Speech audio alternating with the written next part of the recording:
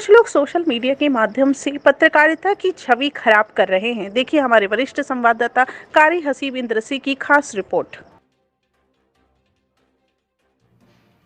आदाब दोस्तों, मैं कारी हसीब इदरीसी आप सभी का स्वागत है।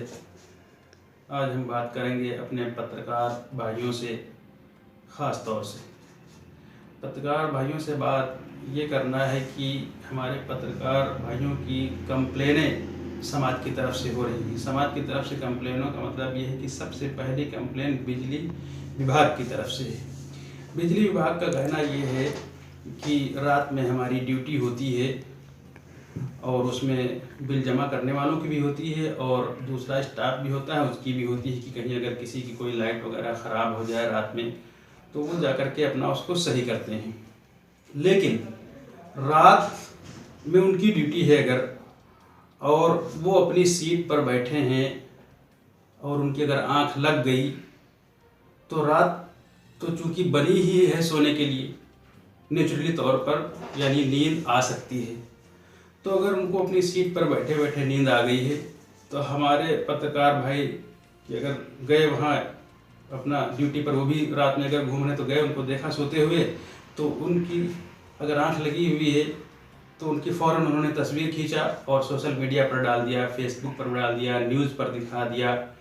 तो इससे हमारे पत्रकार भाई ने जो फ़ोटो खींच करके डाली, तो अब उन्हीं के विभाग के जो आला अधिकारी हैं वो ही उनका शोषण करना शुरू कर देते हैं कि भाई तुम तो रात में सोते हो।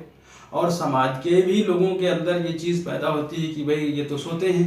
लेकिन अब इतना हर इंसान को होश नहीं रहता है कि भाई जो चीज़ दिखाई जा रही है इसके पीछे क्या लॉजिक है। लॉजिक ये है कि भाई उनको भी सोचना चाहिए और विभाग के लोगों को भी ये सोचना चाहिए कि जब रात प्राकृतिक तौर पर बनी है सोने के लिए तो आंख लग जाना कोई ऐसा अपराध नहीं है।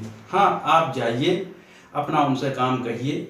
अगर वो आपका काम न सुने और आपके ऊपर कोई लड़ाई झगड़ा करना कि कहें या कहें कि मैं नहीं जाऊंगा, उस वक्त आप उनका वीडियो बना लीजिए और ना कि सिर्फ फ़ोटो बल्कि वीडियो बना करके फिर आप न्यूज़ पर भी दिखाइए, वायरल भी कीजिए। लेकिन उससे पहले ही आप ऐसा ना करें कि वो अगर उनकी आंख लग गई है अपनी ड्यूटी पर बैठे बैठे और आप उनकी फ़ोटो खींच करके सोशल मीडिया या न्यूज़ पर ना डालें, क्योंकि रात प्राकृतिक तौर पर बनी है सोने के लिए। तो इसमें ये तो एक बिजली विभाग की बात हो गई, लेकिन हैं तो इसमें बहुत से विभाग। उदाहरण के लिए मैं और आपको बता देता हूँ, हमारा पुलिस महकमा भी जो है नाइट ड्यूटी करता है। अब नाइट ड्यूटी में अपनी ये जो है हो सकता है कि भाई अकेले बैठे होंगे, जब अकेला कोई भी इंसान होगा तो रात में उसको नींद आ सकती है। अगर कोई उसके सामने बात करने वाला हो या कोई उपभोक्ता उसके सामने बैठा हो तो फिर उसको नींद नहीं आएगी। और इसमें अब एक तो ये पुलिस महकमा हो गया, दूसरा हमारे डॉक्टर्स भी हैं। डॉक्टर्स की भी नाइट ड्यूटी होती है हॉस्पिटलों में। तो हॉस्पिटल में अगर मरीज़ हैं तो उनकी देखना उनकी जिम्मेदारी है। अगर कोई नहीं आ रहा है तो हो सकता है उनकी भी आँख बैठे बैठे अपनी सीट पर उनकी आँख लग जाए। तो ये सब चीज़ों को जो है आप देखिए, समझिए।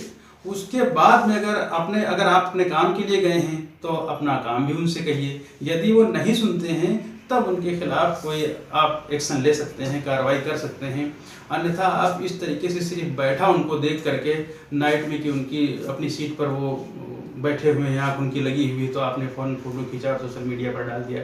अगर आप ऐसा करेंगे तो फिर पत्रकार भाइयों के खिलाफ जो हमारे समाज के लोग हैं उनके अंदर एक आपके खिलाफ गुस्सा पैदा होगा, रोष पैदा होगा, क्रोध पैदा होगा। तो इस तरीके से फिर वो आपको दूसरी नज़र से देखेंगे।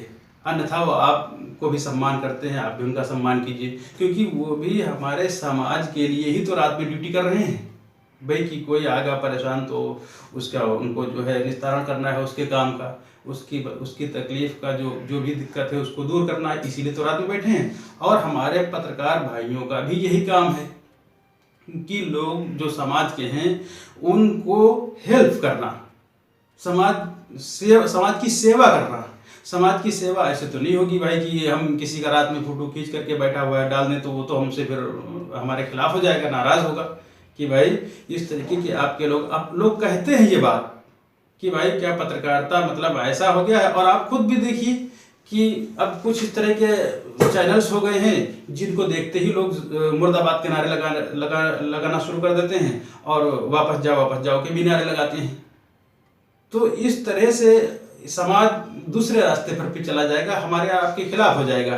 तो इसलिए हम एक समाज सेवी जिम्मेदार हैं, आप जो है चौथा स्तंभ है। तो चौथे स्तंभ का ये काम नहीं है कि किसी को तकलीफ दे।